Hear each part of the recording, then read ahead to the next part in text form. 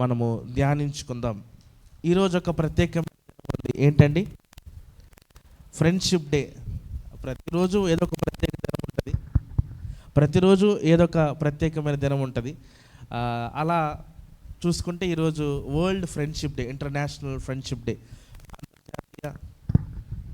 అంతర్జాతీయ స్నేహితుల దినోత్సవం. అయితే దాన్ని మనము జ్ఞాపకం చేసుకుంటూ దేవుని వాక్యాన్ని చూడటానికి ప్రయత్నం చేద్దాం. వాక్యంలోకి వెళ్ళే ముందు చిన్న మాట నేను చెప్తాను. వాక్యంలోకి వెళ్ళే ముందు ఈ చిన్న మాట నేను చెప్తాను. ఏంటంటే, ఇద్దరు ఫ్రెండ్స్ ఉన్నారంట, చర్చికి వచ్చారంట. చర్చికి వెళ్తుంటే దారిలో త్వరగా వెళ్ళాలరా అంటే ఒక ఫ్రెండ్ ఇంటికి వచ్చారంట. అరే మా ఇంటికి వచ్చారు, ఇద్దరం కలిసి బండి మీద వెళ్ళిపోదాం అంటే సరే అని ఆ ఫ్రెండ్ వేరే ఫ్రెండ్ ఇంటికి వచ్చాడు, రెడీ అయ్యాడు. బండి స్టార్ట్ చేసినాక ఒక్క నిమిషం రాని మళ్ళీ ఇంట్లోకి వెళ్ళి ఒక పెద్ద నిచ్చెన తెచ్చాడంట. ఏంట్రా అంటే, ఈరోజు ఏం డేరా అంటే ఫ్రెండ్షిప్ డేరా అన్నాడు. మన స్నేహం నిచ్చెనలాగా పైకెక్కి ఇంకొక స్థాయికి వెళ్ళాలని నిచ్చెన తీసుకెళ్దాం నా చర్చి కన్నా. వాస్తవానికి ఇది మనకి నవ్వటానికి బాగుంటుంది, కానీ స్నేహం ఒక వ్యక్తితో మనం కలిగి ఉన్నామంటే అది ప్రతిరోజు ఒక ఉన్నతమైన స్థాయిలోకి వెళ్ళాలి. ఎప్పుడైతే ఆ స్థాయిలోకి వెళ్తామో అప్పుడే నిజమైన స్నేహితురాలుగా మనం మిగిలిపోతాం. మనము ఒకరికి మంచి బెస్ట్ ఫ్రెండ్ అయి ఉండొచ్చు. మన స్నేహం వాళ్ళతో ఎలా ఉంది, మనకు కొంతమంది బెస్ట్ ఫ్రెండ్స్ కలిగి ఉంటారు, వారితో మన స్నేహం ఎలా ఉందో జ్ఞాపకం చేసుకోవాలి. బైబిల్ గ్రంథంలో స్నేహితులు అనగానే వెంటనే గుర్తొచ్చే ఇద్దరు పేర్లు, దావీదు, యోనాతాన్. ఇక మనము ఎవరితో స్నేహం చేయాలి? దేవునితో స్నేహం చేయాలి. అది అల్టిమేట్గా తెలిసింది. అలా అని ఈ లోకంలో స్నేహితులను వద్దంటామా? వద్దనకూడదు. కానీ ఎటువంటి స్నేహాన్ని కలిగి ఉన్నాం అది అనేది జ్ఞాపకం తెచ్చుకోవాలి. అయితే ఈ లోకంలో ఒక సామెత ఉంటుంది కదా, 6 నెలలు సహవాసం చేస్తే వీళ్ళు అవుతారు, వీళ్ళు వాళ్ళ. మనకు అందరూ యేసుప్రభుని వెంబడించే స్నేహితులే ఉంటారా? ఉండరు. మంచిది. మనము వేరే ఇతరులతో కూడా, దేవుని ఎరిగిన వారితో కూడా స్నేహం చేస్తాము. మరి 6 నెలల కన్నా ఎక్కువే ఉండంటారు కదా. ఏమన్నా మనలో మార్పులు వచ్చాయా, వాళ్ళలో మార్పులు వచ్చాయా, మనమే జ్ఞాపకం చేసుకోవాలి. మంచిది. అయితే నిజమైన స్నేహితుడు ఎలా ఉండాలి, నిజమైన స్నేహితురాలు ఎలా ఉండాలి? ఈ లోకంలో స్నేహాన్ని కలిగి ఉండటం తప్పు కాదు, కానీ ఎటువంటి స్నేహాన్ని మనం మెయింటైన్ చేస్తున్నాం, ఎటువంటి స్నేహాన్ని చేయటానికి ఇష్టపడుతున్నాం అనేది చాలా ఇంపార్టెంట్. ఆత్మీయ ఆహారం ఎంత ప్రాముఖ్యమో శరీర ఆహారం కూడా అంతే ప్రాముఖ్యం. కానీ ఎటువంటి శరీర ఆహారాన్ని తింటున్నాం అనేది ప్రాముఖ్యం. ఫాస్ట్ ఫుడ్స్ బాగా డైలీ తినేసాం అనుకోండి, గోబీ, చికెన్ రైస్, నూడిల్స్ బాగా రోజు తినేస్తే ఒకరోజు ఇంకా రిపేర్కి వచ్చేస్తుంది షాప్ ఇంకా. కానీ ఎటువంటి ఆహారం, న్యూట్రిషన్ ఫుడ్స్ ఉంటాయి, ప్రోటీన్స్ ఉంటాయి, అలాంటిది బ్యాలెన్స్డ్గా తింటే మనం ఇంకొన్ని రోజులు ఎక్కువగా మనం భౌతికంగా దేవుడు సహాయం చేస్తాడు, కానీ భౌతికంగా మనం కూడా సన్నద్ధం అవ్వాలి. ఎగ్జామ్కి దేవుడు జ్ఞానం ఇస్తాడు, మనం మెలకువగా చదవాలి. దేవుడు బలం ఇస్తాడు, మనం పని చేయాలి. దేవుడు జవాబిస్తాడు, మనము ప్రార్థన చేయాలి. అయితే ఈ లోకంలో స్నేహం చేయాలి, కానీ ఎటువంటి స్నేహాన్ని చేస్తున్నాం?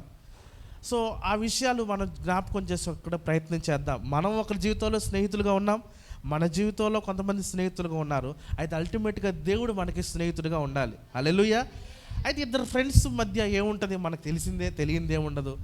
చాలా క్లోజ్గా ఉన్నారు. చాలామంది చెప్పే విషయం ఏంటంటే, మేము చిన్నప్పటి నుంచి ఒకటే క్లాస్ అండి, ఒకటే సెక్షన్ అండి, ఒకటే బెడ్ అండి, ఒకటే రూమ్ అండి, ఒకటే ప్లేట్ అండి, ఒకటే గ్లాస్ అండి. మంచిదేనండి, అది ఎవరు కాదంటారండి. అయితే ఎటువంటి స్నేహాన్ని కలిగి ఉన్నాం? ఇద్దరు స్నేహితుల మధ్య ఏది దాపరికాలు ఉండవు అంటారు, కానీ కొన్నిసార్లు దాచేస్తారు. అది నిజమైన స్నేహం కానీ ఎప్పటికీ కాదు. అయితే ఇద్దరు స్నేహితుల మధ్య ప్రేమ ఉంటుంది, కానీ కొన్నిసార్లు ద్వేషం కూడా వచ్చేస్తుంది. అది స్నేహం కాదు, దైవికమైన స్నేహం అసలు కాదు. ఇద్దరు స్నేహితుల మధ్య మంచి బాండింగ్ ఉంటుంది, కానీ ఒక పరిస్థితికి, ఒక స్థాయికి వచ్చేసిన తర్వాత, చదువులు అయిపోయిన తర్వాత, ఉద్యోగాలు చేస్తున్నప్పుడు నువ్వెంత అంటే నేనెంత అనే విషయాలు. కొందరు స్నేహితుల్లో మనం అందరము డెవలప్ అయ్యాం కాబట్టి, మెచ్యూర్డ్ అయ్యాం కాబట్టి, కొందరు స్నేహితుల మధ్య చదువుకున్నంతవరకు బాగుంటారు, వారి మధ్యలోకి థర్డ్ పర్సన్ ఎప్పుడైతే వస్తారో ఆ మూడో వ్యక్తి గురించి ఇద్దరు కొట్టుకుంటారు. అవునా కదా? సో నిజమైన స్నేహితుడు ఎలా ఉండాలి? ఈరోజు మన వాక్యం యొక్క అంశము, who is the true friend? నిజమైన స్నేహితుడు ఎవరు? మన జీవితంలో మనము ఇతరులకు స్నేహితులుగా ఉండాలంటే మనము ఎటువంటి బాండింగ్ని కలిగి ఉండాలి, ఎటువంటి లక్షణాలు కలిగి ఉండాలి? ఇప్పుడు దేవుడిని మనం స్నేహితుడిగా కలిగి ఉంటున్నాం కదండి, ఆయనలో ఈ లక్షణాలు ఉన్నాయా అంటే ఉన్నాయి అని నేను చెప్తాను. ఎటువంటి లక్షణాలు మనము దేవుణ్ణిలో చూడగలం? ఎందుకు ఆయనే మన స్నేహితుడు, నిజమైన స్నేహితుడు. నిజమైన స్నేహితుడు అని అంటున్నానంటే అబద్ధమైన స్నేహితుడు కూడా ఉంటాడు. అరే నువ్వు నిజం చెప్పరా అంటే అబద్ధం చెప్తున్నానని అర్థం కదా. సో జాగ్రత్తగా కొన్ని విషయాలు నేను మీ ముందు ఉంచడానికి ప్రయత్నం చేస్తాను. తెలిసిన వచనమే సామెతల గ్రంథము 17వ అధ్యాయము 17వ వచనం, ప్రోవెబ్స్ 17:17. నిజమైన స్నేహితుడు విడువక ప్రేమించును, దుర్దశలో అట్టివాడు. హల్లెలూయా. మనకు తెలుసు నిజమైన స్నేహితుడు ఏం చేస్తాడు? He loves all the times, he loves always. ప్రతినిత్యము విడువక ప్రేమిస్తాడు. విడువక అంటే ఇంకెప్పుడు పట్టుకునే ఉంటాడు. And a brother in the time of trouble, కష్ట సమయాల్లో లేదా ఎటువంటి భయంకరమైన సమయాల్లో ఆయన ఒక సహోదరుడిగా లేదా సహోదరిగా ఉంటాడు అని ఈ లేఖనము, ఈ వచనం సెలవిస్తుంది. సో ఒక స్నేహితుడు, ఒక స్నేహితురాలి యొక్క మెయిన్ డ్యూటీ ఏంటంటే ఈజ్ టు లవ్ ఆల్వేస్, ప్రతినిత్యము ప్రేమించాలి. అందుకనే దైవజనులు ఈ మాట అంటారు, ప్రేమ అంటే అంటే ప్రేరేపించబడాలి. It should inspire. మా అంటే మర్చిపోలేకుండా ఉండాలి. ఒకరిని ప్రేమిస్తున్నామంటే ప్రేరేపించే విధంగా ఉండాలి. మా అంటే మర్చిపోలేకుండా ఉండాలి. ఆ ప్రేమ దేవుడు మన ఎడలో చూపించాడు. అయితే నిజమైన స్నేహితుడు ఎలాంటి వాడంటే విడువక ప్రేమిస్తాడు. Why? Because the friend's duty is to love always. ప్రతినిత్యము ప్రేమించడమే, విడువక ప్రేమించడం. అడ్జెక్టివ్ చూడండి, విడువక ప్రేమించడం అంటే మధ్య మధ్యలో వదిలేసే స్నేహితులు ఉన్నారు ఈ లోకంలో, కానీ దేవుడు ఎలాంటి వాడంటే విడువక ప్రేమించే స్నేహితుడిగా ఉన్నాడు. హల్లెలూయా. ఆయన సహోదరుడిగా ఉంటాడు, నెమ్మదినిచ్చేవాడు ఉంటాడు. సో ఈ వచనాన్ని బట్టి నిజమైన స్నేహితుడు అని ఎవరిని పిలవగలం? నిజంగా స్నేహం చేసే వాళ్ళతోనే మనం స్నేహం చేయాలి. నిజమైన స్నేహితుడు ఈ లక్షణాలు ఎవరిలో ఉంటే వారితోనే మనము స్నేహం చేయాలి. మొట్టమొదటిగా దేవుని గురించి చూద్దాం, తర్వాత మనం ఎలా ఉండాలో చూద్దాం. మొట్టమొదటిగా యాకోబు రాసినటువంటి పత్రిక 4వ అధ్యాయము 4వ వచనం, జేమ్స్ 4:4.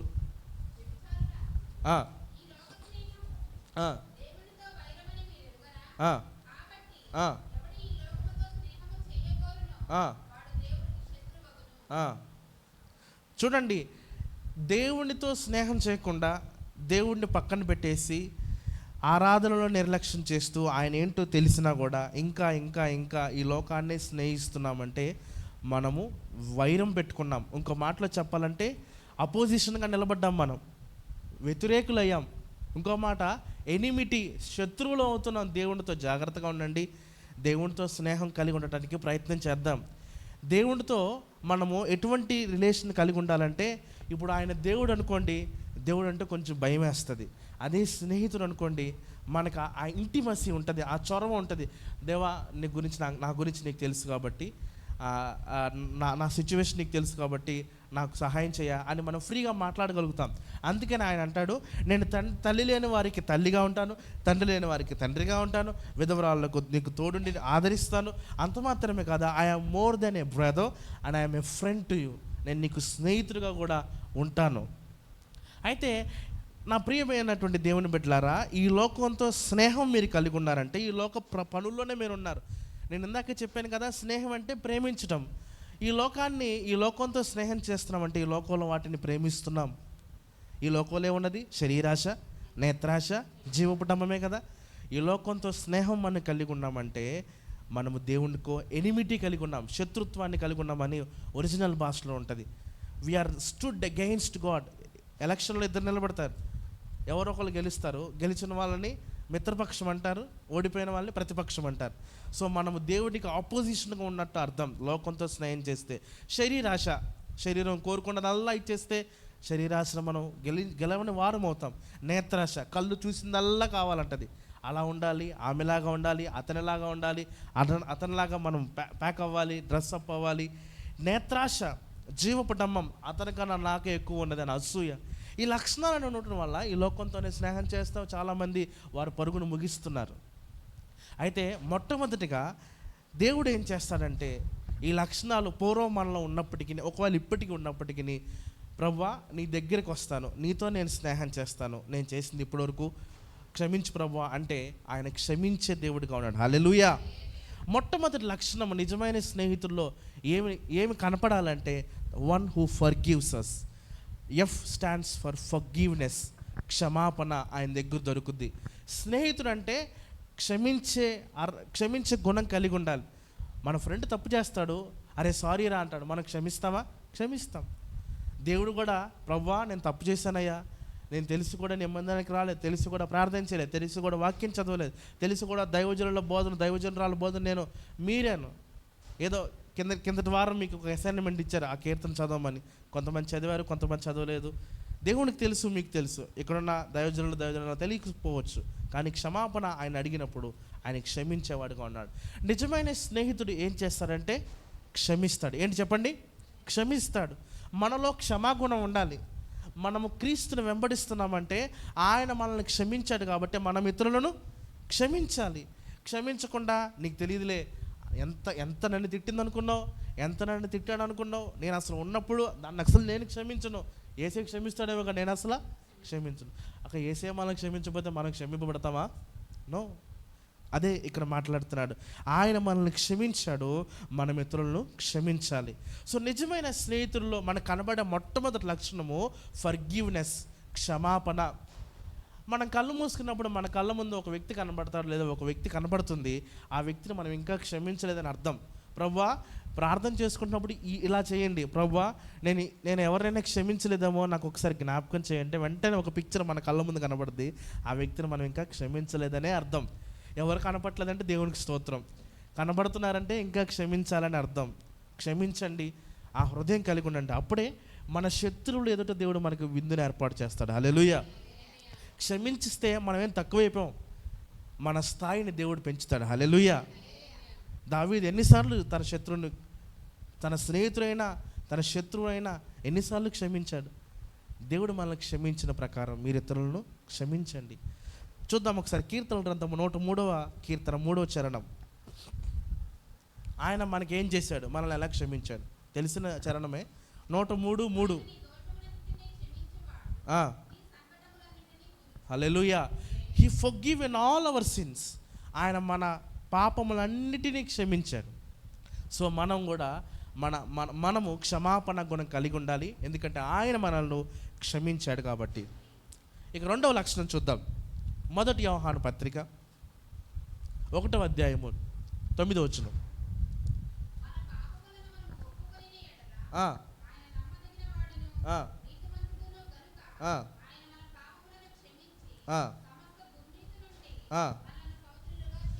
చూడండి, ఆయన మనల్ని ఇది మొదటి దానికే అనుసంధానమైన రిఫరెన్స్ ఇది. ఆయన మనల్ని క్షమించాడు, మన పాపముల నుంచి దుర్నీతి నుండి విడిపించాడు. మనల్ని క్షమించాడు కాబట్టి ఇవన్నీ చేశాడు, అవునా కదా? చూడండి, కోపం ఉందనుకోండి, ఒక తండ్రికి తన కుమారుడి మీద కోపం ఉందంటే ఫస్ట్ ఏం చేస్తాడు? డాడీ తెలియక చేసి డాడీ సారీ డాడీ అంటే, సర్లే ఇంకోసారి చేయమాక, క్షమించాడు. ఆ తర్వాత ప్రేమ చూపిస్తే ఏమంటాడంటే ఇక నెక్స్ట్ మాట్లాడటము, బుజ్జగించటము, కుటుంబంలోకి చేర్చుకోవడం, ఇవన్నీ చేస్తాడు. సో ఆయన మనల్ని క్షమించాడు. మన పాపము, మన పాత స్వభావం, క్రీస్తుని తెలుసుకున్న ముందు నుంచి మనకున్నటువంటి స్వభావాన్ని ఆయన క్షమించాడు. ఆయన మనల్ని మన అతిక్రమములన్నిటి నుంచి మరి విడుదల కలిగించాడు. ఇప్పుడు ఆయన క్షమించి సమస్త దుర్నీతి నుండి మనల్ని ఏం చేశాడు? పవిత్రులుగా చేశాడు. హల్లెలూయా. ఈ లోకం మనల్ని నిందిస్తుంది, అరే నువ్వు ఆ పాపం చేసావు, ఇక నీకు క్షమాపణ లేదు. No, there is availability of forgiveness. క్షమాపణ ఇంకా ఉన్నది. ఎప్పుడైతే ఆయన దగ్గరికి వచ్చి ప్రభువా నిజంగా నేను తప్పు చేశాను, నన్ను క్షమించంటే క్షమిస్తాడు. మరలా ఇంకొకసారి దాన్ని రిపీట్ చేయను ప్రభువా అంటే క్షమిస్తాడు. తప్పు చేసి పాపం చేసి క్షమించు ప్రభువా, మళ్ళీ తప్పు చేసి క్షమించు ప్రభువా అంటే డైలీ ఇది రొటీన్ అయితే ఆయన క్షమించడు. ఎప్పుడు దేవుడు క్షమిస్తాడంటే నిజంగా అది తప్పు అని నీకు తెలియదు అనుకోండి, కానీ నువ్వు తప్పు జరిగిపోయింది, ప్రభువా నిజంగా నాకు తెలియదు, అది నాకు క్షమించండి, క్షమిస్తాడు. తప్పని తెలిసినా కూడా దాన్నే చేసి క్షమించంటే అది క్షమించడు. హల్లెలూయా. వాక్యము ఉన్నట్లుగా మనము నేర్చుకోవాలి, చదవాలి, ప్రకటించాలి, అర్థం చేసుకోవాలి. తెలియనంత వరకు ఎంత చేసినా క్షమిస్తాడు. తెలిసిన తర్వాత చేస్తే క్షమింపరాని పాపం కింద దేవుడు లెక్క వేస్తాడు. మనం లెక్క చెప్పుకోవాల్సిందే. దీనికి జ్ఞాపకం చేసుకోండి. అయితే ఆయన మనల్ని క్షమించేవాడిగా ఉన్నాడు, ఆయనతో మనము స్నేహం చేయాలి. రెండవదిగా చూద్దాం, యెషయా గ్రంథం 41వ అధ్యాయము 4వ వచనం చదువుదామా? ఐజయా 41:4. యెషయా 41:4. ఆ, ఆ, ఆ, నేనే ఆ, ఆ, సారీ, 14 వచ్చినాం, క్షమించండి. ఆ, ఆ, ఆ. భయపడకుడి, నేను నీకు సహాయం చేయుచున్నాను. ఆ, ఆ, హల్లెలూయా. సో రెండోదిగా ఏం చేయాలి? క్షమించటం మాత్రమే కాదు, నిజమైన స్నేహితుడు ఏం చేయాలంటే విమోచించాలి లేదా విడిపించాలి. The who is the real friend means not only forgives, secondly he is the one to redeem us. R stands for redemption, redeems. ఆయన మనల్ని విమోచించాడు, విడిపించాడు. క్షమించటం మాత్రమే కాదు, క్షమించటం మాత్రంతోనే ఆగిపోలేదు దేవుడు. ఆయన స్నేహం ఎలా కొనసాగిందంటే క్షమించాడు, అక్కడి నుంచి విడిపించేశాడు. హల్లెలూయా. మనం అక్కడ ఉండటం ఆయనకి ఇష్టం లేదు. మనం ఇంకా ఆ బానిసత్వం కింద, సాతాను కింద, దుష్టుడి కింద, ఆ అవమానాలు, ఆ నిందలు, ఆ రోగాలు పడుకుంటుట ఆయనకి ఇష్టం లేదు కనుక అక్కడి నుంచి మనల్ని విడిపించాడు. హల్లెలూయా.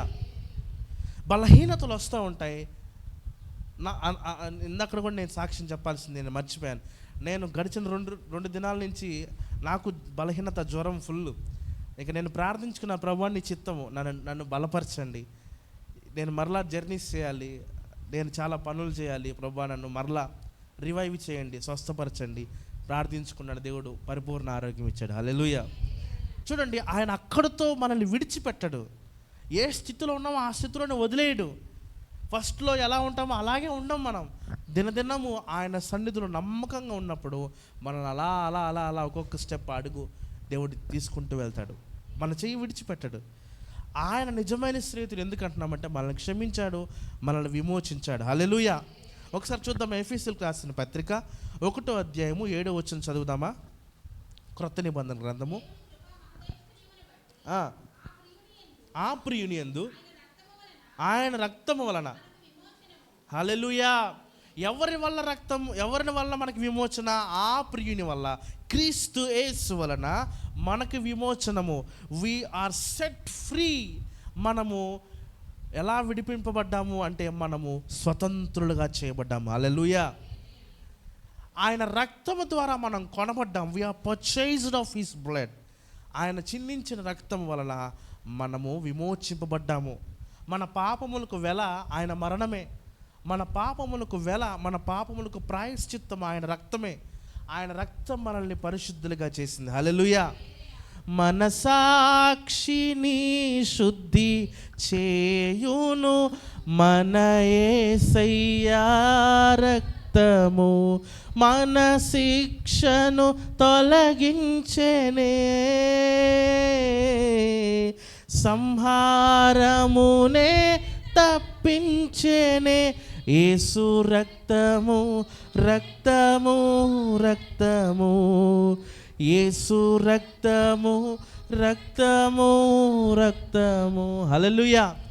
ఆయన రక్తం మనల్ని విమోచించింది. నిజమైన స్నేహితుడు అంటే క్షమించి వదిలేడు. వాడు బతుకున్నాడు, బతుకుతాడులే అని అనుకోడు. ఏ దాంట్లో ఉన్నామో దాంట్లోంచి విడిపిస్తాడు. హల్లెలూయా. ఎప్పుడైతే తప్పిపోయిన కుమారుడు పశ్చాత్తాపపడ్డాడో అప్పుడు దేవుడు ఆలోచనిస్తున్నాడు, నా తండ్రి ఇంట అనేక పనివాళ్ళు కలరు. నా తండ్రి నన్ను కుమారుడుగా యాక్సెప్ట్ చేయకపోయినా పర్లా, ఎందుకంటే అంత తప్పు చేశాను. ఆయన పనుల వానిలో ఒక్కనిగా నన్ను ఎంచి నాకు ఆ సందం పెడితే చాలు అన్న స్వభావానికి వచ్చేసాడు. అంత తగ్గించుకున్నాడు. తండ్రి ఇవన్నీ చూశాడా? చూడలేదు. దూరంగా ఉండగానే, ఆ సందు చివరు ఉండగానే గుర్తుపట్టేశాడు తండ్రి. పరిగెత్తుకుంటూ వచ్చాడు, క్షమాపణ అనే హత్తుకున్నాడు, ముద్దు పెట్టేసుకున్నాడు. నువ్వు ఈ స్థానంలో ఉండటం నాకు ఇష్టం లేదు. ఈ మురికి బట్టలతో ఇలా అవమానాలు, నిందలు, కొట్లాటలు, ఈ స్థానంలో నిన్ను చూడాలనుకోవట్లా అని తీసుకొచ్చేసి నీట్గా ఫ్రెషప్ చేసి ఉంగరాన్ని తొడిగి రాజ్యం అంతా పార్టీ ఇచ్చాడు. Hallelujah. We're bought with a precious blood. దేవుని ప్రశస్తమైన రక్తంతో మనం కొనబడ్డాం. మనం ఆయన పిల్లలము. మనం ఈ స్థానంలో ఉండటం ఆయనకి ఇష్టం లేదు. ఆయన అడిగినప్పుడు, ఆయనతో స్నేహం చేసినప్పుడు దేవుడు ఉన్నతమైన స్థానానికి తీసుకువెళ్తాడు.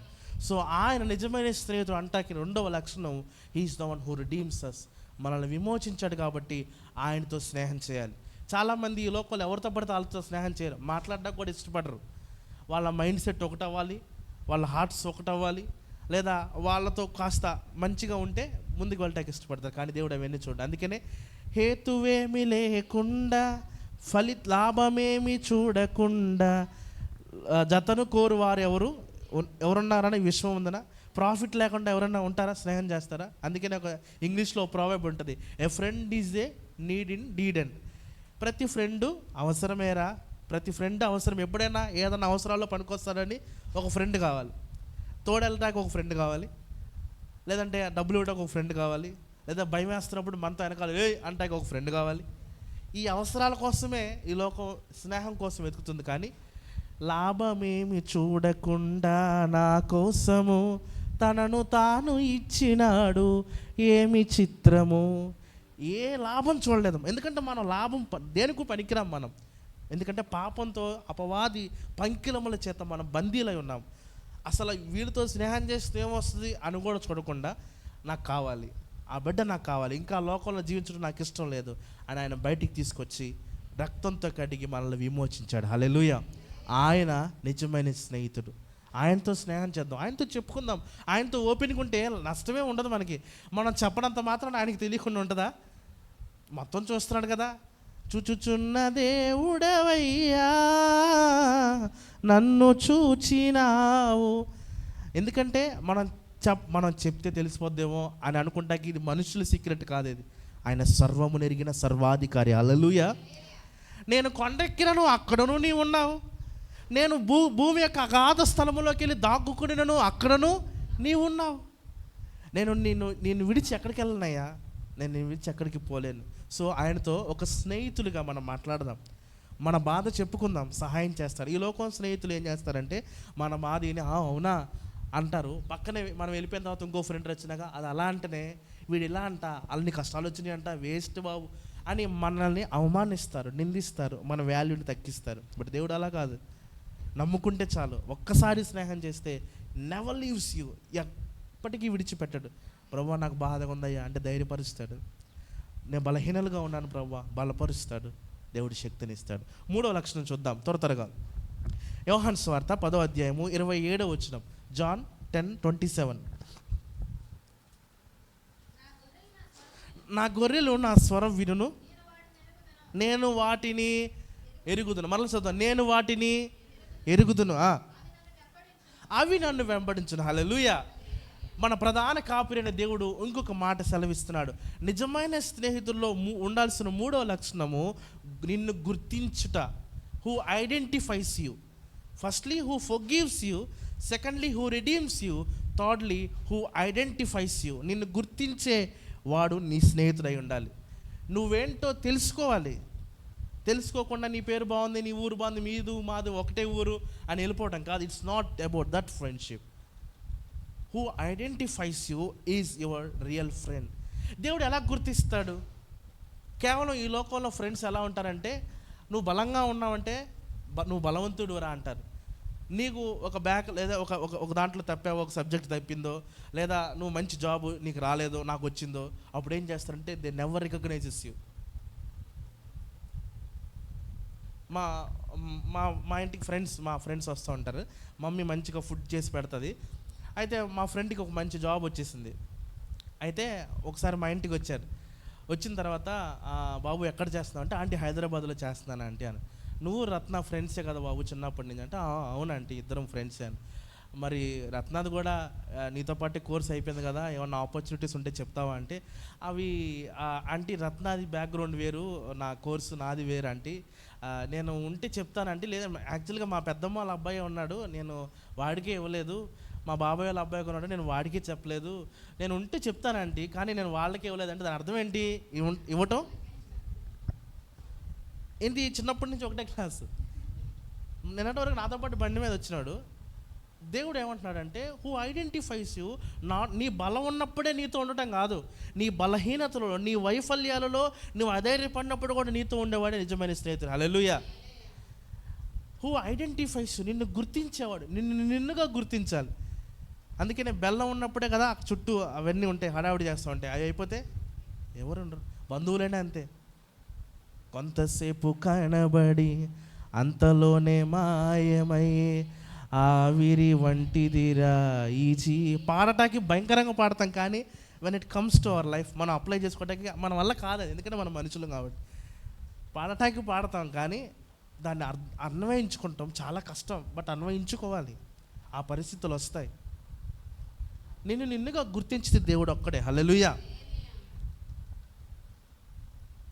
ఒకప్పుడు సేవలో ఎన్ని ప్రయాసలు పడ్డామో సేవకులకి చాలామందికి తెలుసు, కానీ ఈరోజు చూసి జడ్జి చేస్తారు.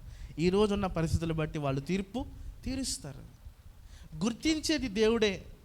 నిన్ను గుర్తించి నువ్వు నమ్మకంగా ఉంటే దేవుడు ఉన్నత స్థానంలోకి తీసుకెళ్తాడు. హల్లెలూయా. ఫర్ ఎగ్జాంపుల్, మీరు మీ యొక్క ఓనర్స్, మీ బాస్, మీ సారుల దగ్గర పనిచేస్తున్నారు అనుకోండి, మీ ప్రిన్సిపల్స్ కింద మీరు చదువుకుంటున్నారు అనుకోండి.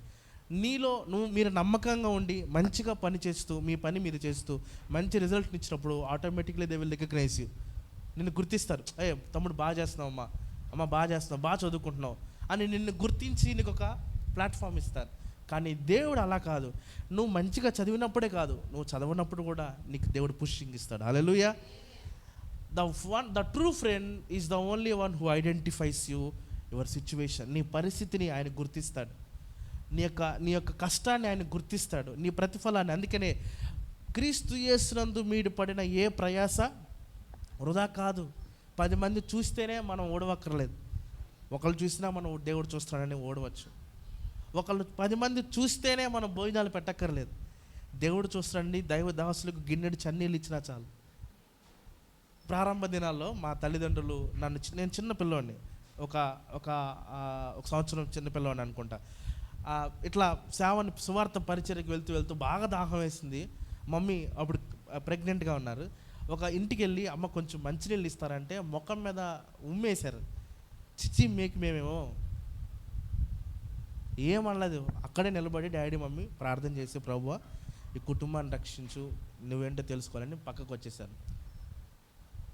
రోజులు మారతాయి కదా, దేవుడు ఎప్పుడు మన పక్షాన అలాగే అక్కడే వదిలేడు కదా. దేవుడు మరలా తీసుకొచ్చాడు. ఎవరైతే ఉమ్మేశారో వాళ్ళు కరెక్ట్గా 2-3 సంవత్సరాలు రాకముందే గొంతు క్యాన్సర్ వచ్చి చనిపోయారు. నేను భయపడడానికి చెప్పట్లేదు, గుర్తించడం చాలా ఇంపార్టెంట్. దేవుని సేవకురాలు అంటే కేవలం వాళ్ళు కనబడడానికి మనుషులు కాదు, వారిలో నుంచి దేవుడు పని చేస్తాడు. హల్లెలూయా. వారు ఆశీర్వదింపబడినప్పుడు మీరు ఆశీర్వదింపబడతారు. వారు మీ గురించి ప్రార్థించినప్పుడు దేవుడు వారి ద్వారా మీ కార్యం చేస్తాడు. హల్లెలూయా. వారి నోటి మాట, వారి ప్రెజెన్స్ మన ఇంటికి వస్తే చాలా అని. అందుకనే చదవకలేదా మత్తయి సువార్తలో 10వ అధ్యాయంలో మాట ఉంటుంది, మిమ్మును చేర్చుకున్నవాడు నన్ను చేర్చుకును, నన్ను చేర్చుకున్నవాడు నన్ను పంపిన వారిని. హల్లెలూయా. మనం ఎప్పుడైతే దైవజనులు దైవదాసురాలను మనం చేర్చుకుంటామో, అనగా వారికి మనకున్న దాంట్లోనే, పేద విధవరాలు లేదా శూన్యమీరాలు ఉన్న దాంట్లోనే దైవజనులకు మనం గొప్పగా చూడాలి. సంఘాన్ని మనం జ్ఞాపకం చేసుకోవాలి. థౌజండ్స్ వస్తే నాకు సంఘం కాదు, ఒక్కరు వచ్చినా సంఘమే. నేను అడిగేవాడిని ఫస్ట్లో ఇట్లాగే, ఒక 10 మంది వస్తే డాడీని అడిగాను, డాడీ అంతమంది అక్కడ 1000 మంది 100 మంది వెళ్తున్నారు, మనకి 2-3 వస్తున్నారు. స్టార్టింగ్లో ఏంటంటే, నాన్న ఒకటి చెప్తాను, ఇప్పటికిప్పుడు దేవుడు ఇచ్చేస్తే మన చర్చ అంతా పరలోకంలో ఉంటుంది. ఆ చర్చ ఉంటుందో లేదో మనకి, ఎందుకంటే మనం ఎలా ఉన్నాం అనేది ఇంపార్టెంట్. దేవుడు ఏం చేస్తాడంటే, he recognises you, he identifies you. తల్లి తన బిడ్డ ఎక్కడున్నా గుర్తుపట్టేస్తుందంట, అవునా కదా? తన బిడ్డ ఆకలిగా ఉన్నాడా లేదా అని కూడా చెప్పేస్తుందంట. నేను మా మమ్మీని చూస్తాను, నేను చెప్పను ఆకలేస్తుందని, వెంటనే వచ్చి పెట్టేస్తుంది. బిడ్డ మనసు తల్లికి తెలుసు, సో ఎందుకంటే ఆ క్యారీ చేసి ఆ ప్రసవ వేదన పడి నూతన జీవాన్ని ఇచ్చి దేవుడు మనల్ని కూడా అలాగే మనల్ని విమోచించి రక్షించి భద్రతనిచ్చి మనల్ని గుర్తిస్తాడు. మనలో ఏ తలాంత్ ఉందో దాన్ని అభివృద్ధి పరుస్తాడు. హల్లెలూయా. ఇక నిలబడి పాడుతున్న తమ్ముళ్ళు కూడా, వారిలో దేవుడు గుర్తించాడు. మిమ్మల్ని కూడా దేవుడు గుర్తిస్తాడు దేవుని పనిలో వాడబడినప్పుడు. హల్లెలూయా. మీరు నా పని చేయండి, అప్పుడు నేను మీ పని చేస్తాను. ప్రభు అలా ఏం కాదయ్యా, నువ్వు మా పని చేసే ఫస్ట్, తర్వాత మీ పని చేస్తా అంటే దేవుడి దగ్గర అది సెట్ కావాలంటే వచ్చేసే నా దగ్గరికి అంటాడు. ఎందుకు గొడవ అంటే, మరి వెళ్ళిపోతారేమో వెళ్ళిపోండి, మరి మనకు వద్దు కాబట్టి ప్రభువా, ఏదో ఇంకా మమ్మల్ని మీరు పంపించారు కాబట్టి తప్పు అయిపోయింది ప్రభువా క్షమించండి అంటే క్షమిస్తాడు. ఆయన పని చేద్దాం, ఖచ్చితంగా మన పని ఆయన చేస్తాడు. ఒకసారి చూద్దామా కీర్తనలు, అదే కీర్తనల గ్రంథము 139వ కీర్తన 2వ చరణం.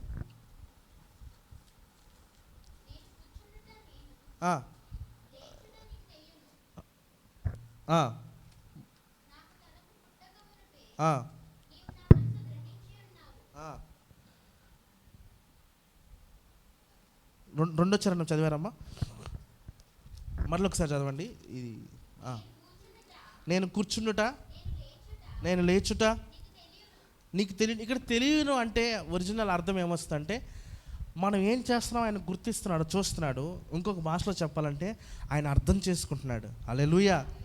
మన స్థితి, మనం ఎక్కడెక్కడ కూర్చుండిపోతున్నామేమో బలం లేక, ఆయనకి తెలుసు, ఆయన అర్థం చేసుకుంటున్నాడు. మనం లేచిన ఆయన అర్థం చేసుకుంటున్నాడు మన పరిస్థితిని. ఇంకొక మాటలో చెప్పాలంటే ఆయన దూరంగా ఉన్నప్పుడే, మనం అనుభవించాల్సిన బలహీనత దూరంగా ఉన్నప్పుడే ఆయన దాన్ని అర్థం చేసుకుంటున్నాడు. నువ్వు ప్రార్థించిన వెంటనే ఆయన విడిపిస్తాడు. హల్లెలూయా. యేసుప్రభు నీళ్ళ మీద నడిచినప్పుడు పేతురు చాలా దూరంగా ఉన్నాడంట. రా పేతురు అంటే, ఇంకొక మాట చాలామంది బైబిల్ ఫిలాసఫర్స్ ఏం చెప్తారంటే టైం లేక యేసుప్రభు మామూలు నడుచుకుంటూ వచ్చేస్తాడంట. మళ్ళీ పడవెక్కి అక్కడికి వెళ్తారా లేదా అని అడిగి వాళ్ళకి అడ్రస్ చెప్పి అంత టైం లేదు, అందుకని త్వరగా ఇంక వెళ్ళిపోవాలి కాబట్టి నడుచుకుంటూ వచ్చేస్తాడంట. శిష్యులు ఆశ్చర్యపోయారు, ప్రభా నేను కూడా మీలాగా నడవచ్చా అని పేతురు అడిగినప్పుడు, కమ్ రా, ఏం కాదులే, దాన్నే ఉంది, మందేక ఇదంతా, నువ్వు వచ్చేసి అన్నాడు. భయపడ్డాడు ఫస్ట్లో, తర్వాత ఒక అడుగు జస్ట్ పూర్తిగా రాలేదు, జస్ట్ చెక్ చేసుకుంటున్నాడు, స్ట్రాంగ్గా ఉంది, ఈ ఫ్లోర్ ఎలా ఉందో అలా. ఇక నడుచుకుంటూ వస్తున్నాడు. కొద్ది దూరం రాగానే ఫస్ట్ దేవుడిగా గుర్తించాడు, స్నేహితుడు మనకు మనవాడే, మన యజమానుడే, మనల్ని పిలిచిన వాడే అని. కొద్ది దూరం రాగానే ఈ లోక స్నేహం లేదంటే ఈ లోకం ఆవరించేసింది. నిజంగా నేను నీటి మీద నడుస్తున్నానా, నేను దేవుడి దగ్గరికి వెళ్తున్నానా లేదా భూతం దగ్గరికి వెళ్తున్నానా అనే అనుమానం, ఆ అవిశ్వాసం మన తనలో వచ్చినప్పుడు ఆ నెక్స్ట్ సెకండే మునిగిపోసాగాడు. మరలా గుర్తొచ్చింది, ప్రభా తప్పైపోయింది ప్రభా. అప్పుడు పెద్ద పొడుగువాటి ప్రార్థన చేయలేదు, ప్రభువా నన్ను రక్షించన్నాడు. వెంటనే ప్రభు గుర్తించాడు, రక్షించాడు. హల్లెలూయా. దేవుడు ఏమంటాడంటే నేను కూర్చున్నా నువ్వు చూస్తున్నావు, నేను లేచినా నీకు తెలుసు. అంటే అర్థం ఏంటంటే దేవుడు అర్థం చేసుకుంటున్నాడు మనల్ని, మన జీవన శైలిని. హీ కేమ్ టు అండర్స్టాండ్, ఆయన అర్థం చేసుకుంటున్నాడు. సో థర్డ్లీ, నిజమైన స్నేహితుడు ఎలాంటి వాడు అంటే మనల్ని గుర్తించేవాడు. 4వదిగా చూద్దాం, మత్తయి సువార్త 28వ అధ్యాయము 20వ వచనం. 28:20.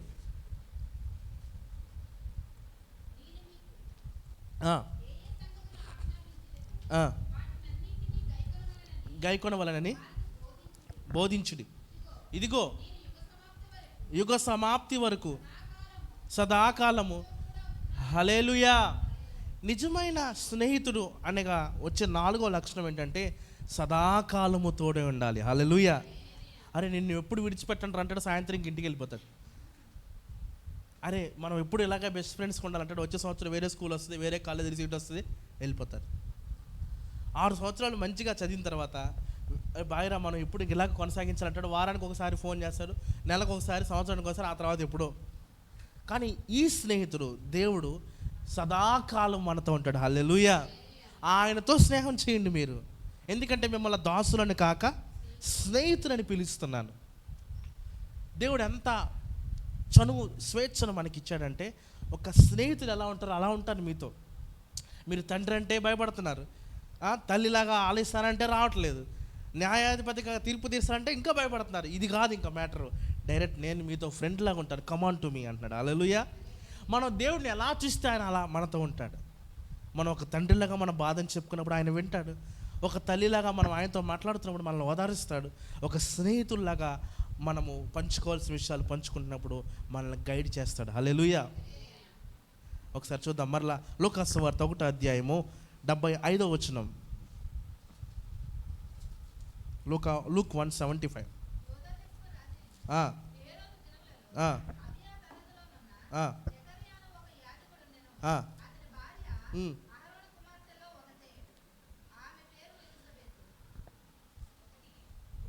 ఒకటో అధ్యాయము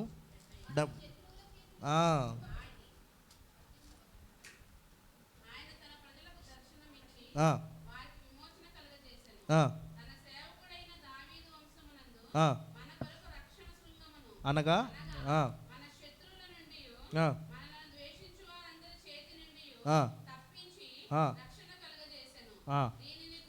దీనిని గూర్చి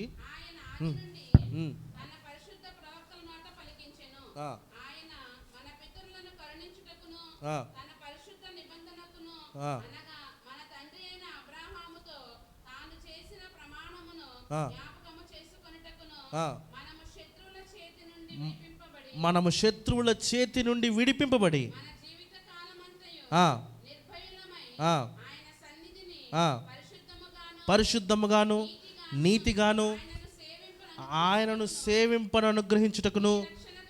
హల్లెలూయా. ఇక్కడ ఎంతకాలము? 6 నెలలేనా? 3 నెలల? జీవిత కాలమంతయు ఆయన సన్నిధిలో నిర్భయముగా ఉండుము. హల్లెలూయా. నిజమైన స్నేహితుడు ఎలా ఉండాలంటే మనతో చివరి వరకు ఉండాలి. సో 4వ లక్షణం ఏంటంటే who is with us unto the end. చివరి వరకు, మన చివరి కాలం వరకు మనతో ఉన్నవాడే నిజమైన స్నేహితుడు.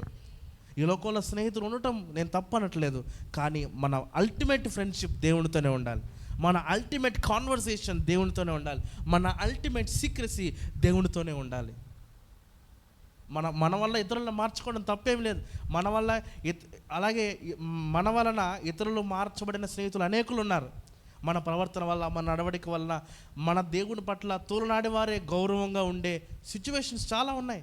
నా జీవితంలో కూడా మేము బైబిల్ ట్రైనింగ్ చేస్తున్నప్పుడు కానీ, మామూలు సెక్యులర్ కాలేజెస్ చదువుతున్నప్పుడు చాలామంది ఫస్ట్లో ఇమిటేట్ చేస్తారుగా, మామూలుగానే ఇంకా ఎక్కిరిస్తారంటారు కదా, అలాగే చాలామంది ఉన్నారు. కానీ మనం ఎప్పుడైతే నిబద్ధత కలిగి సహిస్తామో, అందుకనే సకల జనులకు మీ సహనాన్ని తెలియపరచనివ్వండి.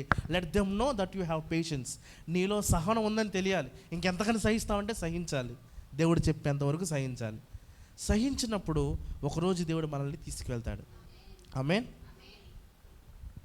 దేవుడు ఏమంటాడంటే మీ జీవిత కాలం అంతా ఆయన సన్నిధిలో పరిశుద్ధులముగా నిర్భయులముగా మీరు నివసించడానికి ఆ రక్షణ మీకు కలుగ చేశాను. హల్లెలూయా. సో ఆయన స్నేహితుడు ఎప్పటి వరకు ఉంటాడు? జీవితకాలం వరకు ఉంటాడు. మన జీవితాంతం ఆయనతో స్నేహం చేయొచ్చు. ఒక ప్లాన్ పెట్టుకున్నప్పుడు జియో రీఛార్జ్ ఏదైనా రీఛార్జ్ చేసినప్పుడు 1 నెల ఎక్స్పైరీ ఉంటుంది, లేదా 2 నెలలు, 3 నెలలు, సంవత్సరం ప్యాక్ అంతే. కానీ దేవునితో మనము సంబంధాన్ని కలిగి ఉన్నప్పుడు ఆయనతో జీవితాంతం మనం ఉండగలం. Hallelujah. As long as we live, మనము జీవించినంత మట్టు వరకు, మన చివరి దినం వరకు కూడా ఆయనతో మనం స్నేహం చేయొచ్చు. సో 5వదిగా చూద్దాం, 5వ లక్షణాన్ని స్నేహితుల్లో మనం చూద్దాం. సామెతల గ్రంథము 18వ అధ్యాయము 24వ వచనం, ప్రొవర్బ్స్ 18:24. ఇది తెలిసిన విషయమే. నష్టపడును సహోదరుని కంటెను. హల్లెలూయా. ఎక్కువ మంది ఫ్రెండ్స్ ఉంటే తెలిసిందేగా, మా వాడికి చాలామంది ఫ్రెండ్స్ అండి. ఎంతమంది? ఓకే, కొంతమంది ఉండటం, ఇక అదే పనిగా ఇంకా అదే డ్యూటీలో ఉన్నాడు అనుకోండి. సో ఎక్కువ ఎక్కువ ఫ్రెండ్స్ ఉంటే ఖచ్చితంగా నష్టపోతారు. They will ruin you. ఇంగ్లీష్లో మాట ఉంటుంది, రూయిన్ యూ. వాళ్ళు నిన్ను నష్టపరుస్తారు, పాడు చేస్తారు. అందరూ మంచోళ్ళు ఉంటారా? అందరూ మంచిగా మాట్లాడతారా? మాట్లాడరు. ఎందుకంటే మనకున్న భయం వారికి దేవుని భయం ఉండదు. వారు గౌరవించే పదాలు మాట్లాడరు. బహుమంది చెలికాలు ఉండటం ఖచ్చితంగా నష్టపోతాం. అందుకని అంటున్నాడు, సహోదరుని కంటే హత్తియుండు స్నేహితుడు కలడు, ఆయన యేసుక్రీస్తు. హల్లెలూయా. దీన్ని బట్టి దేవుళ్ళలో గొప్ప లక్షణం 5వది ఏంటంటే నెవర్ లీవ్స్ అస్. ఎప్పటికీ విడిచిపెట్టుకుని విడివని స్నేహితుడు మనకున్నాడు. హల్లెలూయా. విడివని స్నేహితుడు మనం కలిగి ఉండటం మన గొప్ప ఆశీర్వాదం. హల్లెలూయా. చాలామంది ఏమంటారు, ఏం సంపాదించావరా? దేవుణ్ణి సంపాదించాను చాలు. హల్లెలూయా. ఈ లోకంలో సంపాదన అంటే ఆస్తులు, బిల్డింగ్లు ఉంటేనే, కార్లు ఉంటేనే వాల్యూ ఇస్తారు, లేదంటే ఎవరు. కొంతకాలం వరకే. మళ్ళీ మాట్లాడడం మాత్రం ఏమి ఈ లోకంలో తీసుకురాలేదు, ఏమి లోకంలో తీసుకుని వెళ్ళాం అని చెప్తారు, కానీ అవి ఉంటేనే విలువిస్తారు. మనుషుల స్నేహం అలాంటిది. Some people they will try to do friendship with you when you have equal amount of value. సరైన నాతో పార్టీగా ఉంటేనే నేను స్నేహం చేస్తా, తక్కువ పడితే చేయను, ఎక్కువ పడితే చేయను. అది ఫ్రెండ్షిప్ కాదు కదా. దేవుడు ఏమంటున్నాడంటే నిన్ను విడువకుండా కష్టమైన, నష్టమైన, వ్యాధి అయినా, బాధ అయినా, సుఖమైన ప్రతి విషయాల్లో నిన్ను విడువను, నేను నిన్ను ఎడబాయను. చూడుము, నా అరచేతిలో నేను చెక్కుకొని ఉన్నాను. ఆయన కన్ను ఎక్కడ అలా మూసి తెరుస్తాడో, మనం ఎక్కడ అపవాదం వచ్చి మళ్ళీ దాడి చేస్తారని ఆయన కన్ను రెప్ప వేయకుండా మనల్ని కాపాడుతూనే ఉన్నాడు. హల్లెలూయా. ఇశ్రాయేలును కాపాడువాడు కునుకడు, నిద్రపోడు. తల్లి అయినా తన బిడ్డను మర్చిపోద్దామో ఎప్పుడంటే తను పడుకున్నప్పుడు, ఇక తన కాన్షియస్లో ఉండదు. అది సైకాలజీగా, అది ఏం చేయలేదు దానికి. ఇంకా పక్కన బిడ్డ ఉన్నాడని నిద్రపోతుంది. ఎప్పుడైతే అన్కాన్షియస్లోకి వెళ్ళిపోయినప్పుడు తన బిడ్డను, తన గురించి మర్చిపోతుంది. కానీ దేవుడు తల్లి అయినా మరుస్తుందేమో, ఒకసారి 24 గంటలు మెలుగుకున్నా ఏదో ఒక క్షణమైనా ఆ మరుపు వస్తుంది కదా. ఆల్నైట్ ప్రేయర్లో అప్పుడు చిన్నప్పుడు మాకు నిద్ర ఉండేది కాదు. యేసయ్యా స్తోత్రం అనేవాళ్ళు. ఎప్పుడో ఒకసారి వచ్చేస్తుంది నిద్ర. అది మనం మనుషులం కాబట్టి. అయితే దేవుడు ఏమంటాడంటే ఆ క్షణం కూడా మరువకుండా, ఎప్పుడైతే ఒకవేళ తన కన్ను ఇలా బ్లింక్ చేస్తాడేమో, ఎప్పుడైతే నా బిడ్డ మళ్ళీ ఇబ్బంది పడుతుందని ఆయన కంటికి రెప్పలాగా మనల్ని కాచి కాపాడే గొప్ప స్నేహితుడు. హల్లెలూయా. అయితే ఆయన విడువని స్నేహితుడు మనం కలిగి ఉంటాం, మన ఆశీర్వాదకరం. అయితే నిజమైన స్నేహితుడు, హత్యుండు మిన్న అయిన స్నేహితుడు, ఇంకొక మాటలు ఏముంటుందంటే ఆయన దగ్గరగా ఉండేవాడు, మనతో వెన్నంటి ఉండేవాడు. మన నీడన్నా కొంచెం దూరంగా పడుతుంది, కానీ ఆయన అలాంటి వాడు కాదు. He is closer to us. ఇంకో మాటలో ఒరిజినల్ భాషలో ఈ విధంగా ఉంటుంది, హీఈస్ లాయల్ టు అస్. మనకి ఎంతో బందీగా ఉండేవాడు. విడువని స్నేహితుడు అంటే ఎప్పుడు చేపట్టుకుని విడిచిపెట్టేవాడు కాదు, అలా కాదు. ఆయన వెంటే ఉండి ప్రతి విషయంలో సహాయం చేసే గొప్ప స్నేహితుడు. హత్యుండు స్నేహితుడు, హత్తుకుంటాం అంటే హక్ చేసుకోవడం. హత్యుండు స్నేహితుడు మనకు కలడు. హల్లెలూయా. సోదరుని కంటే ఏంటంటే అన్నదమ్ముల మధ్య గొడవలు వస్తాయి, నార్మలే. మళ్ళీ రేపు ఆడుకుంటారు. ఆస్తిపాస్తుల వల్ల తగాదాలు వస్తాయి, ఎప్పటికప్పుడు మరలా ఒకటే అవుతారు. కానీ సోదరుని కంటే హత్యుండు స్నేహితుడు మనకి కలడు.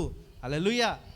విడువక ఎడబాయిక కృప చూపే గొప్ప స్నేహితుడు ఆయన ఒక్కడే. కాబట్టి ఆయనతో మనము స్నేహం చేయాలి. కీర్తన గ్రంథము 37వ కీర్తన 28వ చరణం చదువుదాం.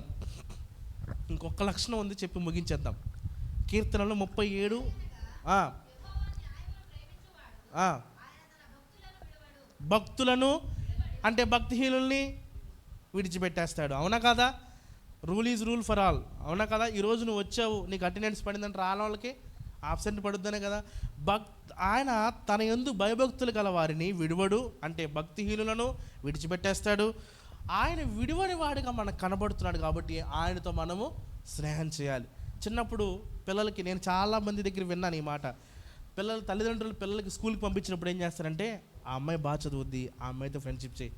లేదా ఈ అబ్బాయి బాగా చదువుతాడు, రెగ్యులర్గా వస్తాడు, సైలెంట్గా ఉంటాడు, నువ్వు అతనితోనే ఫ్రెండ్షిప్ చేయి చెప్తారా? ఈ తల్లిదండ్రులు ఇంత మంచి చూస్తున్నప్పుడు దేవుడు మనకి చెప్పడంలో తప్పేమన్నా ఉందా? అమ్మ పాపం చేయొద్దమ్మా అని చెప్పడం తప్ప, ఏంటి ప్రభు ఎప్పుడు పాపం చేయొద్దు అంటున్నావు అని చెప్తే ఎలా ఉంటుంది? మనమే అనుభవించాలి. దేవుడు మంచిగా చెప్తాడు, నేను ఎన్న ప్రభు నా ఇష్టం అంటే ఎల్లు బాబు అంటాడు. మనం ఏం చేయలేం దానికి. దేవుడు ఏమంటాడంటే, నేను మిమ్మల్ని హత్తుకుని ఉన్న విడువని ఎడబాయక ప్రేమించే స్నేహితుని కాబట్టి మీరు నా యందు భక్తి చేస్తే, భయభక్తులు కలిగి ఉంటే నేను మిమ్మల్ని విడిచిపెట్టను. హల్లెలూయా.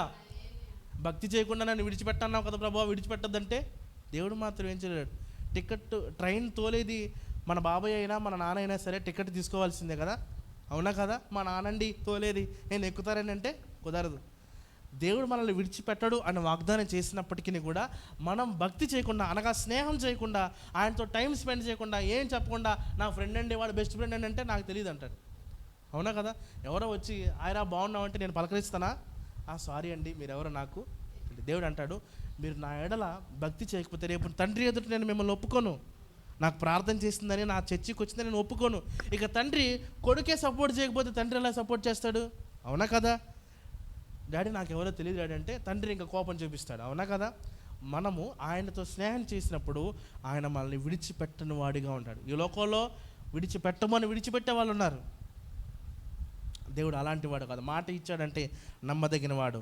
He never leaves us. ఆయన అన్నిటికీ విడిచిపెట్టడు, ఎందుకంటే హత్యుండు స్నేహితుడు మనకి కలడు. హల్లెలూయా.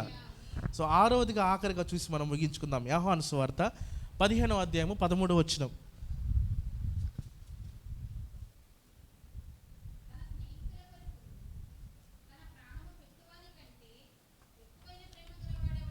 హల్లెలూయా. ఇది చాలా కొంచెం, ఇవన్నీ వేరే వాళ్ళు చేస్తారేమో కానీ ఇది మాత్రం చేయలేరు. మళ్ళీ చదువుదాం ఒకసారి గట్టిగా.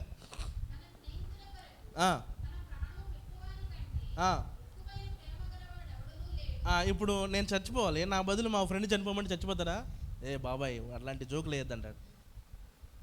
నిజమైన స్నేహితుడు ఎలాంటి వాడంటే, ఒకవేళ నువ్వు చచ్చిపోవాలనుకో, నీ బదులు చనిపోవాలి ఆటోమేటిక్గా, ఏం ఆశించకూడదు. ఎవరైనా చేస్తారా? చెయ్యరు. సో ఇక్కడ మనకు క్లారిటీ వచ్చేస్తుంది. నిజమైన స్నేహితుడు ఎలా ఉండాలంటే, హూ డైస్ ఫర్ యూ, నీ కొరకు మరణించేవాడు కొన్నాడు. హల్లెలూయా. ఈ లోకంలో ఉన్న వాళ్ళు ఇవన్నీ చేయొచ్చు, చేయకపోవచ్చు, కానీ ఇది ఎవరు చేయలేరు, ఆయన ఒక్కడే చేశాడు. Hallelujah. He died for you. ఆయన నీ కోసం మరణించాడు. 6 విషయాలు చూసాం. ఫర్గివ్నెస్, ఫ్రెండ్లో ఎఫ్ అంటే ఫర్గివ్నెస్, ఆర్ అంటే రెడెంప్షన్, విమోచించాడు, క్షమించాడు. ఐడెంటిఫైస్ అస్, మనల్ని గుర్తించాడు. He is only one who is with us unto the end. E అంటే ఎండ్, అంతము వరకు మనతో ఉన్నాడు. నెవర్ లీవ్స్ అస్, ఎన్ అంటే ఆయన ఎన్నటికీ విడువని వాడుగా ఉన్నాడు. And the D stands for he died for us, ఆయన మనకు మరణించిన వాడుగా ఉన్నాడు. He is the real friend. Hallelujah. ఆయన నిజమైన స్నేహితుడు. మన కొరకు మరణించడానికి కూడా ఆలోచించలా. అందుకనే ఆ భాగ్యాన్ని విడిచిపెట్టకూడదని కూడా ఒక్కసారి కూడా ఆలోచించలా. తండ్రి వెళ్ళరా అంటే సరే డాడీ అని కిందకు వచ్చేసాడు. ఆయన మరణించడానికి ఈ లోకానికి వచ్చాడు. హల్లెలూయా. ప్రతి విధమైన పరిధి, ఆత్మ పరిధిలో మనల్ని విమోచించడానికి, ప్రాణ పరిధిలో మనల్ని విమోచించడానికి, అలాగే దేహ పరిధిలో మనల్ని విమోచించడానికి, ఈ ఈ ఈ 3 రెల్మ్స్లో అనగా మనల్ని ఎలా విమోచించాడు అంటే, ఆయన ఎందుకు చెమట రక్తముగా బయటకు వచ్చిందంటే అందరూ ఏం చెప్తారంటే ఆ ప్రెజర్ వల్ల అంటారు. కానీ ఆ ప్రెజర్ ఎందుకు వచ్చింది? మనల్ని ప్రాణములో విమోచించడానికి. ఎందుకంటే నీవు అందుకని ఆది కాండంలో ఉంటుంది, నువ్వు శ్రమపడి నువ్వు చెమటోరిస్తే నువ్వు తినాలి. ఈ రోజు నుంచి నువ్వు కష్టపడితేనే నువ్వు తింటావు. దానిలో నుంచి, ఆ దేహ పరిధిలో నుంచి, ఈ ప్రాణ పరిధిలో నుంచి విమోచించడానికి ఆయన రక్తము ప్రోక్షితం కావాలి కాబట్టి చెమట రక్తంగా మార్చేశాడు. హల్లెలూయా. దేహంలో విమోచించడానికి ఆయన ఎన్నో కొరడా దెబ్బలు తిన్నాడు, రక్తము చీల్చబడింది. ఆత్మలో మనల్ని విమోచించడానికి ఆయన రక్తము, హేబేలు రక్తము ఏ విధంగా మాట్లాడిందో, నువ్వు అపరాధివి, నువ్వు తప్పు చేసావని, అదే రక్తము యేసు ప్రభు కడపటి ఆదాముగా ఆయన వచ్చి ఇతను నిర్దోషి, ఈ రక్తము చేత పరిశుద్ధుడు అని విమోచించడానికి ఆయన మన కొరకు శ్రమపడ్డాడు. హల్లెలూయా. ఆయన మరణించాడు, అంతటితో అయిపోలేదు. మరలా తిరిగి లేచి మనతో నిత్యము స్నేహిస్తున్నాడు. హల్లెలూయా. ఆ స్నేహం మనల్ని ఆకర్షించాలి. ఆ స్నేహం మనల్ని ఆయన వైపు తిప్పుకునే వారిగా చేయాలి. అదే ఒకసారి చదువుదామా? ఎఫెసీయులకు రాసిన పత్రిక 5వ అధ్యాయం 2వ వచనం.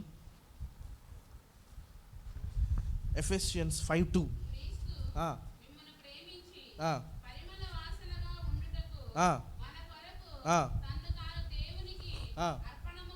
అర్పణముగాను బలిగాను. హల్లెలూయా. ఏం చేయాలి? మనము ప్రేమ కలిగి నడుచుకునండి.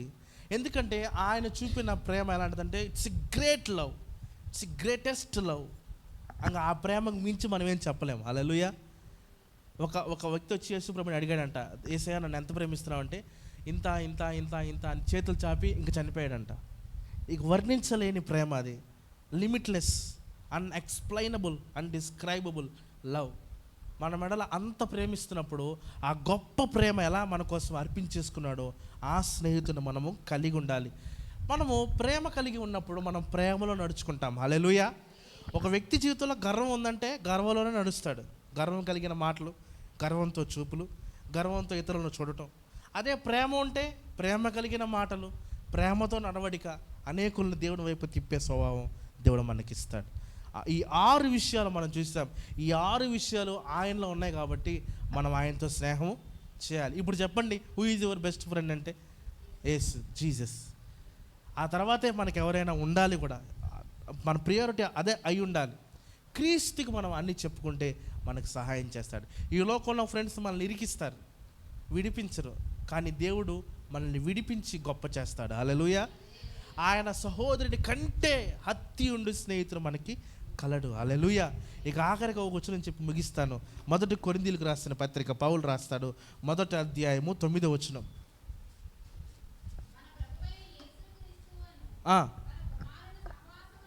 తన కుమారుని సహవాసమునకు మిమ్మును పిలిచిన దేవుడు. హల్లెలూయా. ఇప్పుడు తండ్రి ఏం చేస్తున్నాడంటే మనల్ని ఈక్వల్ చేసేసాడు, రక్తంతో కడిగి పరిశుద్ధపరిచి. ఇప్పుడు తండ్రి, father is calling us to do friendship with his son. తన కుమారునితో స్నేహం చేయడానికి పిలుస్తున్నాడు. ఇంకొక మాటలో ఎలా ఉంటుందంటే ఆయనతో భాగస్వామ్యం కలిగి ఉండటానికి. హల్లెలూయా. నా జీవిత భాగస్వామివి నీవు, నా ప్రాణముతో పెనవేసు కొన్నావు నీవు. ఇంకొక మాటలు ఎలా ఉంటుందంటే ఆయనతో జీవితాన్ని జీవించడానికి పిలుస్తున్నాడు. హల్లెలూయా. He's not only calling us to do friendship with him, he's also calling to be a partner with him and also to do a good relation with him. ఆయనతో గొప్ప సంబంధాన్ని కలిగి ఉండటానికి, భాగస్వాములుగా ఉండటానికి. అందుకనే మీరు సమస్త విధమైనటువంటి ప్రభుత్వం కంటేను, అధికారము కంటేను, ఈ లోకంలో ఉన్న ప్రతి నామము కంటేను మీరు ఎంతో హెచ్చుగా క్రీస్తు కుడి పార్శ్వమున మనం కూర్చుండబెట్టబడి ఉన్నాం. హల్లెలూయా. We are right now seated with Christ. ఆయనతో మనం కూర్చుండబెట్టబడి ఉన్నాం, ఆయనతో మనం ఉన్నాం. అటువంటి గొప్ప స్నేహాన్ని తండ్రి మనకి తన కుమారుని రూపేణ మనకి ఇచ్చారు. ఇప్పుడు మనం ఏం చేయాలి? 6 లక్షణాలు ఆయనలో మనం చూసాం కదా. ఇప్పుడు మనం ఏం చేయాలి? త్వరగా చెప్పేస్తాను. ఫస్ట్ ఆఫ్ ఆల్ చదవక్కర్లేదు, రోమీయులకు రాసిన పత్రిక 12వ అధ్యాయం 10వ వచనంలో ఉంటుంది. దీన్ని బట్టి మనకేం అర్థమవుతుందంటే, we have to love and accept our friends. మనం మన స్నేహితుల్ని ప్రేమించాలి, మనం వారిని అంగీకరించాలి, వారి దోషాలుంటే క్షమించే హృదయాన్ని మనం కలిగి ఉండాలి. Secondly, we have to trust and be loyal to them. మనం నమ్మకంగా ఉండాలి. వాళ్ళెవరో మోసం చేస్తారో మనం వాళ్ళకి మోసం చేయకూడదు. ఎందుకంటే పగ తీర్చుకుంటాం మీ పని కాదు, అది నా పని. మీరు ప్రార్థన చేయటమే. మోసం చేస్తారు స్నేహితులు, మనం వారి పట్ల ప్రార్థన చేయాలి, వాళ్ళు మారాలి అని. థర్డ్లీ, మనం ఎలా ఉండాలి అంటే, we have to encourage one another and support them. ఒకళ్ళనొకళ్ళు మనం ప్రోత్సహించుకోవాలి, ఆదరించుకోవాలి. అది ఎక్కడ జరుగుతుందంటే సహవాసంలోనే జరుగుతుంది. వాళ్ళ బలహీన పడినప్పుడు ప్రోత్సహించడం. ఒకళ్ళు ఏదైనా మెల్లమెల్లగా చిన్నగా పాట పాడుతూ నేర్చుకున్నారనుకో, వాళ్ళని మనం ఎంకరేజ్ చేయాలి. వచ్చిందిలే పాడడానికి, ఆ వాయిస్ ఎవరన్నా వింటారా అన్నవాళ్ళు ఉన్నారు. నా వాయిస్ని విని ఫస్ట్లో పాడటానికి ప్రారంభించినప్పుడు అందరూ ఇయే కామెంట్లు, ఒక్కళ్ళు కూడా సపోర్ట్ చేసిన వాళ్ళు లేరు. ఏడిపొచ్చేది, ఏడ్చేవాళ్ళు, ఇంకేం చేస్తాం. కానీ ఈరోజు దేవుడు గొప్ప కృపనిచ్చి అనేక ఆల్బమ్స్లో పాడడానికి దేవుడు కృపనిస్తాడు. హల్లెలూయా. సమయం పడుతుంది, దేవుడు విడిచిపెట్టాడు. దేవుడు ఎప్పటికీ విడిచిపెట్టాడు. ఎందుకంటే పట్టుకున్నాడంటే ఇంక వదిలిపెట్టాడు. మనమన్నా వదిలేస్తామేమో. ఒక ఆమె ఇలాగ ప్రార్థన చేస్తుందంట, కలగంటుంది. ఆ కల్లో మంచి బీచ్ ఒడ్డున ఇద్దరు నడుచుకుంటూ వెళ్తున్నారు, యేసయ్యను ఈమె నడుచుకుంటూ వెళ్తుంటే కొద్ది దూరం వరకు 4 అడుగులు కనపడినాయి అంట. 4 అడుగులు కనపడినాక అమ్మయ్య యేసయ్య నాతో ఉన్నాడు అనుకున్నదంట. కొంత దూరం వెళ్ళిన తర్వాత 2 అడుగులే కనపడుతున్నాయి అంట. భయం వేసిందంట, గట్టిగా ఏడుస్తుందంట, అరుస్తుందంట. ఏంటి యేసయ్య నన్ను వదిలేసావని. మళ్ళీ కొద్ది దూరం అయినాక మళ్ళీ 4 అడుగులు కనపడుతున్నాయంట. అమ్మయ్య అనుకుందంట. ఇక ప్రభువుని అడుగుతుందంట, యేసయ్య ఎందుకు ఫస్ట్లో 4 అడుగులు ఉన్నాయి, మళ్ళీ కొద్ది దూరం వెళ్ళాక 2 ఉన్నాయి, మళ్ళీ కొంచెం దూరం వెళ్ళాక మళ్ళీ 4 ఉన్నాయంటే, ఆ సమయంలో నీకు కష్టం వచ్చింది, పెద్ద అల ఒకటి వచ్చింది, ఆ అలలో నువ్వు నిలబడలేవు, అందుకే నేనే నిన్ను ఎత్తుకున్నాను. కొంత దూరం అయిపోయినా నార్మల్ అయిపోయింది, నేను అక్కడ వదిలేశాను అన్నాడు. హల్లెలూయా. మనం ఏమంటామంటే, ఆ 2 అడుగులు కనపడినప్పుడు వదిలేశాడు, ఒక కంటితో కూడా నన్ను చూడట్లేదు, 2 కళ్ళు పెట్టుకుని నన్ను చూడట్లేదు. దేవుడికి అంత ఇబ్బంది ఏమి ఉండదు. దేవుడు చూస్తూనే ఉంటాడు. ఆయన చూస్తున్న దేవుడు. ఆయన మనల్ని ఎత్తుకున్నాడు అంటే ఆ సమయంలో మనం ఉండలేము అక్కడ. ఆయన ఒక్కడే మనతో ఉండి నడిపించగలడు. ఆయన కాబట్టి మనల్ని నడిపించి, ఆదరించి, ప్రోత్సహిస్తాడు. పాడే తలాంతుంటే పాడనివ్వండి, ప్రార్థించే తలాంతుంటే గంటలు ప్రార్థన చేయనివ్వండి, పరిచర్య చేసి అలవాటు ఉంటే పరిచర్య చేయనివ్వండి. చాలేవి ఎంతసేపు తుడుస్తావు, ఎంత తుడిచినా అదే కదా. ఏమో ఆ ఆసక్తిని మనము చల్లార్చిన వారమైతే ఆ శాపం మన మీదకి వస్తుంది. జాగ్రత్త. నీవు మాత్రమే కదా, నీ పిల్లలకు ఆ శాపం వస్తుంది. దేవుని పనిని అశ్రద్ధగా, అలుసుగా అసలు చేయకూడదు. ఏం కాదులే, లైట్గా అసలు చేయకూడదు. చేస్తే ఉంటే వెచ్చగా అయినా ఉండు, చల్లగా అయినా ఉండు. అంతేగాని కొంతసేపు అయ్యగారు వందనాలండి, అయ్యగారు వెళ్ళిపోయిన తర్వాత అయ్యగారి గురించి, అమ్మగారు వందనాలండి, అమ్మగారు వెళ్ళిపోయిన వాళ్ళ పిల్లలు కనపడినా, లేదంటే విశ్వాసులు ఎవరు కనపడినా కూడా మన నోటితో మన పాపము విస్తారమైన మాటలలో దోషం ఉండక మానదు. మన ప్రతి మాట రాయబడుతుంది. జాగ్రత్త. తీర్పు మనం పొందుకోవాల్సిన వారమై ఉన్నాం. సో ఈ 6 లక్షణాలు ఆయనలో ఉన్నాయి కాబట్టి మనము ఆయనతో స్నేహం చేయొచ్చు. No doubt at all. Proof వచ్చేసింది. మనము ఇతరుల పట్ల ప్రేమ కలిగి ఉండాలి, సాధ్యమైతే ఎంకరేజ్ చేయాలి, సపోర్ట్ చేయాలి. మనం నమ్మకంగా ఉండాలి. ఆ నమ్మకమైన రాడు, అట్లాంటి చేయడురా అనే సాక్ష్యాన్ని మనం పొందుకోవాలి. హల్లెలూయా. అట్టి కృప, అట్టి బాధ్యత దేవుడు మనకందరికీ దయచేయునుగాక. మరొకసారి ఈ అవకాశం ఇచ్చినటువంటి అంకుల్కి, ఆంటీకి, తమ్ముళ్ళిద్దరికి, మీ అందరికీ కూడా నా వందనాలు తెలియజేస్తున్నాను. తలను వంచండి, చిన్న ప్రార్థన చేసుకుందాం. వినిన వాక్యాన్ని బట్టి మనల్ని మనముగా దిద్దుకుంటూ దేవా